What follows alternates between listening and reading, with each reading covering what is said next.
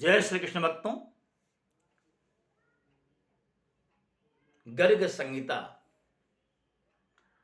जिसके प्रसंगों को आपके समक्ष रखने का एक प्रयास हमने आरंभ किया है, इसमें गोलोक आदि 10 खंड दिए गए हैं। तो इसमें जो आरंभ का खंड है जिसको हम गोलोक खंड कहते हैं, और गोलोक खंड का जो प्रथम अध्याय है, इस प्रथम अध्याय में शौनक जी और गर्ग जी का संवाद, उसके साथ साथ राजा बहुलाश्व के पूछने पर नारद जी के द्वारा अवतार भेद का निरूपण, ये प्रथम अध्याय में आपके समक्ष रखा जा चुका है। दूसरा जो अध्याय है, उस अध्याय में ब्रह्मादि देवों द्वारा गोलोक धाम का दर्शन, इसकी चर्चा की गई। जैसा कि हम जानते हैं, गर्ग संहिता महर्षि गर्गाचार्य जी के द्वारा रचित है। गर्गाचार्य जी यदुवंशियों के आचार्य हैं, ब्रज में निवास करते हैं। गर्गाचार्य जी भगवान श्री कृष्ण के लीलाओं के साक्षी हैं, उनके चरित्रों के साक्षी हैं, राधा रानी के चरित्रों के साक्षी हैं। इसलिए भगवान श्री कृष्ण के चरित्रों के विषयों में यद्यपि अन्यान्य ग्रंथों में विशद रूप से चर्चा है, किंतु गर्ग संहिता में तो मानो भगवान के चरित्रों का आत्मा ही विराजमान है। इसलिए हमारे मन में आया, क्यों ना श्रीमद् भागवत के साथ साथ अन्यान्य पुराणों के साथ साथ कुछ गर्ग संहिता के प्रसंग भी आपके समक्ष रखे जाएं। अब इधर नारद जी और जनक जी का संवाद चल रहा है, जो प्रथम अध्याय से आरंभ हो चुका है। नारद जी कहते हैं, जो व्यक्ति जीभ पाकर के भी भगवान श्री कृष्ण का कीर्तन नहीं करता, वह दुर्बुद्धि मनुष्य मोक्ष की सीढ़ी पाकर भी उस पर चढ़ने की चेष्टा नहीं करता। अर्थात हमें जो ज्ञानेन्द्रियां और 5 कर्मेंद्रियां, इस तरह 10 इंद्रियां जो हमें भगवान ने दी हैं, और उन 10 इंद्रियों के ऊपर मन दिया, मन के ऊपर बुद्धि दिए, तो एक एक इंद्रिय भगवत सेवा में लगाई जाए, ये मनुष्य जीवन की उपादेयता होती है। तो यहां पर नारद जी कहते हैं कि जौहाम लब्ध्वापि यः कृष्णं कीर्तनीयं न कीर्तयेत्, लब्ध्वापि मोक्ष निःश्रेणिं स नारोहति दुर्मतिः।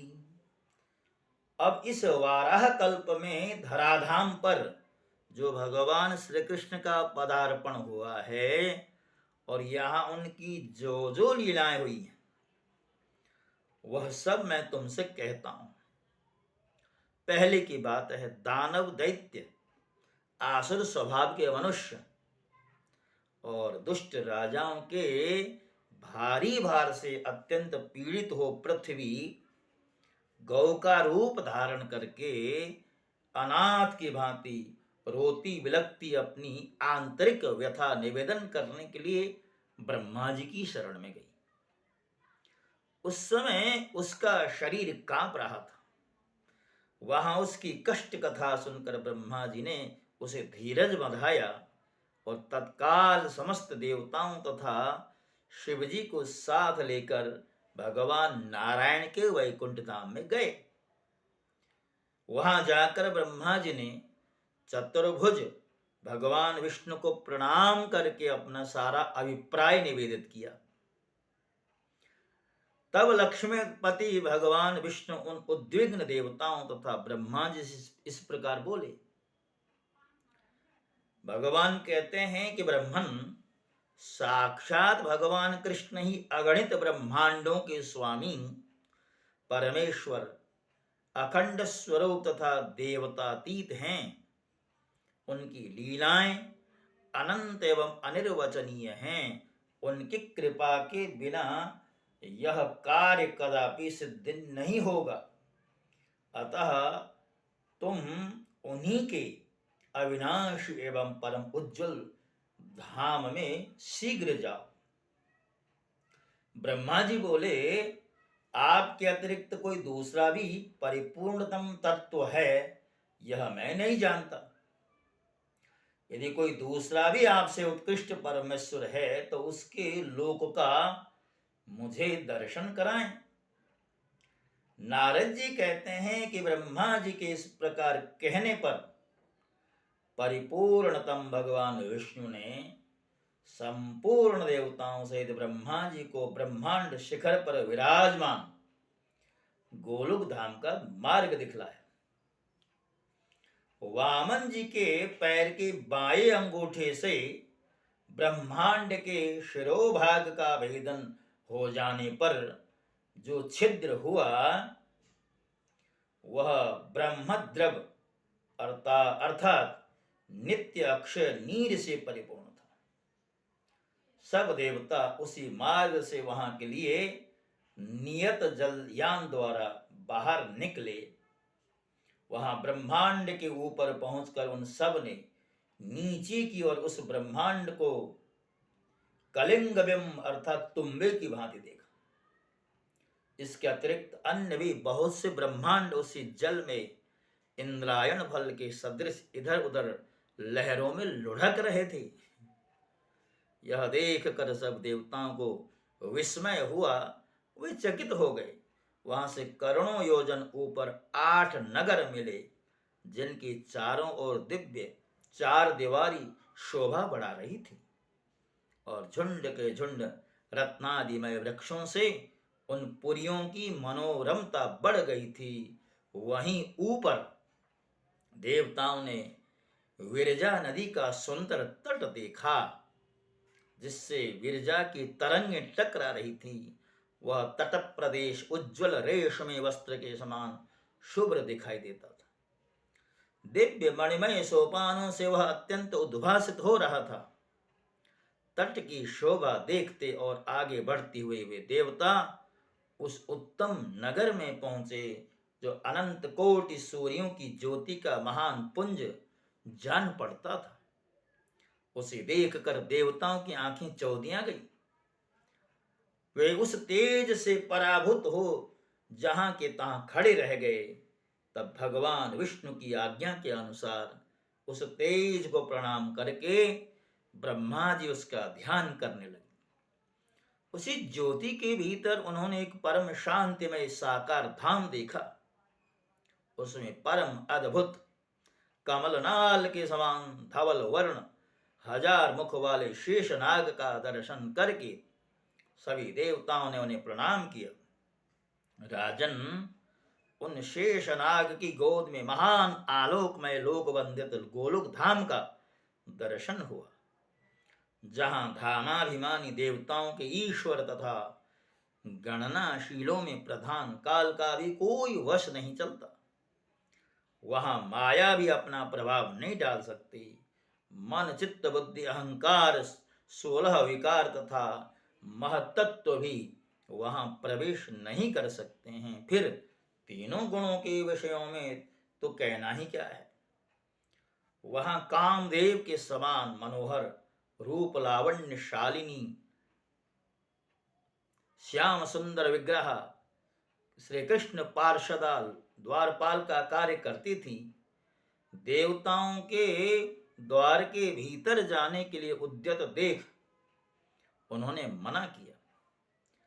तब देवता बोले, हम सभी ब्रह्मा विष्णु शंकर नाम के लोकपाल और इंद्र आदि देवता हैं, भगवान श्री कृष्ण के दर्शनार्थी आए हैं। नारद जी बोले, देवताओं की बात सुनकर उन सखियों ने जो श्री कृष्ण की द्वारपालिकाएं थी अंतःपुर में जाकर देवताओं की बात कह सुनाई। तब एक सखी जो शतचंद्रानना नाम से विख्यात थी, जिसके वस्त्र पीले थे और जो हाथ में बेंत की छड़ी लिए थी, बाहर आई और उनसे उनका अभीष्ट प्रयोजन पूछा। शतचंद्रानना बोली, यहां पधारे हुए आप सब देवता किस ब्रह्मांड के निवासी हैं, यह शीघ्र बताएं, तब मैं भगवान श्री कृष्ण को सूचित करने के लिए उनके पास जाऊंगी। देवता बोले, अहो यह तो बड़े आश्चर्य की बात है, क्या अन्यान्य ब्रह्मांड भी हैं? हमने तो उन्हें कभी नहीं देखा। शुभ है, हम तो यही जानते हैं कि एक ही ब्रह्मांड है, इसके अतिरिक्त दूसरा कोई है ही नहीं। शतचंद्रानना बोली, ब्रह्मदेव, यहां तो विरजा नदी में करोड़ों ब्रह्मांड इधर उधर लुढ़क रहे हैं, उनमें भी आप जैसे ही पृथक पृथक देवता वास करते हैं। अरे क्या हम आप लोग अपना नाम गांव तक नहीं जानते? जान पड़ता है कभी यहां आए ही नहीं हैं। अपनी थोड़ी सी जानकारी में ही हर्ष से फूल उठे हैं। जान पड़ता है कभी घर से बाहर निकले ही नहीं हैं। जैसे गूलर के फलों में रहने वाले कीड़े जिस फल में रहते हैं उसके अतिरिक्त दूसरे को नहीं जानते, उसी प्रकार आप जैसे साधारण जन जिसमें उत्पन्न होते हैं एकमात्र उसी को ब्रह्मांड समझते हैं। नारद जी कहते हैं, राजन, इस प्रकार उपहास के पात्र बने हुए सब देवता चुपचाप खड़े रहे, कुछ बोल न सके। उन्हें चकित से देखकर भगवान विष्णु ने कहा, भगवान बोले, जिस ब्रह्मांड में भगवान कृष्ण गर्भ का सनातन अवतार हुआ है तथा त्रिविक्रम विराट रूपधारी वामन के नख से जिस ब्रह्मांड में विवर बन गया है, वहीं हम निवास करते हैं। नारद जी कहते हैं कि भगवान विष्णु की यह बात सुनकर शतचंद्रानना ने उनकी भूरी भूरी प्रशंसा की और स्वयं भीतर चली। फिर शीघ्र ही आई और सबको अंतःपुर में पधारने की आज्ञा देकर वापिस चली गई। तदनंतर संपूर्ण देवताओं ने परम सुंदर धाम गोलोक का दर्शन किया। वहां गोवर्धन नामक गिरिराज शोभा पा रहे थे। गिरिराज का वह प्रदेश उस समय वसंत का उत्सव मनाने वाली गोपियों और गौओं के समूह से घिरा था। कल्प वृक्षों तथा कल्प लताओं के समुदाय से सुशोभित था और रास मंडल उसे मंडित कर रहा था। वहां श्याम वर्ण वाली उत्तम यमुना नदी स्वच्छंद गति से बह रही थी। तट पर बने हुए करोड़ों प्रासाद उसकी शोभा बढ़ा रहे हैं तथा उस नदी में उतरने के लिए वैदुर्य मणि की सुंदर सीढ़ियां बनी हुई हैं। वहां दिव्य वृक्षों और लताओं से भरा हुआ वृंदावन अत्यंत शोभा पा रहा है। भांति भांति के विचित्र पक्षियों भ्रमरों तथा वंशी वट के कारण वहां की सुषमा और बढ़ रही है। वहां सहस्रदल कमलों के सुगंधित पराग को चारों ओर पुनः पुनः बिखेरती हुई शीतल वायु मंद गति से बह रही है। वृंदावन के मध्य भाग में 32 वनों से युक्त एक निज निकुंज है। 4 दीवारियां और खाइयां उसे सुशोभित कर रही हैं। उसके आंगन का भाग लाल वर्ण वाले अक्षय वटों से अलंकृत है। पद्मराग आदि 7 प्रकार की मणियों से बनी दीवारें तथा आंगन के फर्श बड़ी शोभा पा रहे हैं। करोड़ों चंद्रमाओं के मंडल की छवि धारण करने वाले चंदोवे उसे अलंकृत कर रहे हैं तथा उनमें चमकीले गोले लटक रहे हैं। फहराती हुई दिव्य पताका एवं खिले हुए फूल मंदिरों एवं मार्गों की शोभा बढ़ाते हैं। वहां भ्रमरों के गुंजारव संगीत की सृष्टि करते हैं तथा मत्त मयूरों और कोकिलों के कलरव सदा श्रवण गोचर होते हैं। वहां बाल सूर्य के सदृश कांतिमान अरुण पीत कुंडल धारण करने वाली ललनाएं शत शत चंद्रमाओं के समान गौर वर्ण से उद्भासित होती हैं। स्वच्छंद गति से चलने वाली वे सुंदरियां मणिरत्नमय भित्तियों में अपना मनोहर मुख देखती हुई वहां के रत्न जटित आंगनों में भागती भरती हैं। तो जो वृंदावन का जो आज हम जिस वृंदावन की बात करते हैं उससे हट करके गोलों का जो वृंदावन है उसकी यहाँ बड़ी सुंदर चर्चा की है। बताते हैं ऐसे दिव्य निकुंज युक्त जो वृंदावन है उस वृंदावन को देवताओं ने प्रणाम किया। उसके भीतर चले गए निकुंज के अंदर, वहां उन्हें 1000 दल वाला एक बहुत बड़ा कमल दिखाई पड़ा। वह ऐसा सुशोभित था मानो प्रकाश का पुंज हो। उसके ऊपर एक 16 दल का कमल है।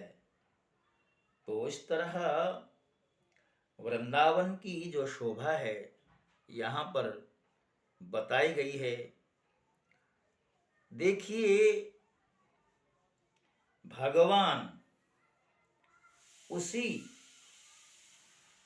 दिव्य छटाओं से युक्त जो निकुंज है उसमें विराजमान हैं। और जैसे ही भगवान श्री कृष्ण के दर्शन उन ब्रह्मादि देवताओं को हुए हैं, सब के सब आनंद के समुद्र में गोता लगाते हैं। हर्ष के कारण आंखों से अश्रुधारा बह निकलती है। सब ने एक साथ भगवान श्री कृष्ण को प्रणाम किया है। भक्तों, जो गहन प्रसंग भागवत आदि पुराणों में भी नहीं मिलते हैं वे गर्ग संहिता में मिलते हैं। गर्ग संहिता का जो भाव है मात्र उसे प्रस्तुत करने का एक मेरा प्रयास है। आशा करता हूं आप मेरे इस प्रयास का समादर करेंगे। इसी के साथ साथ इस दूसरे अध्याय को विश्राम देता हुआ अपनी वाणी को विश्राम देता हूं। जय श्री कृष्ण।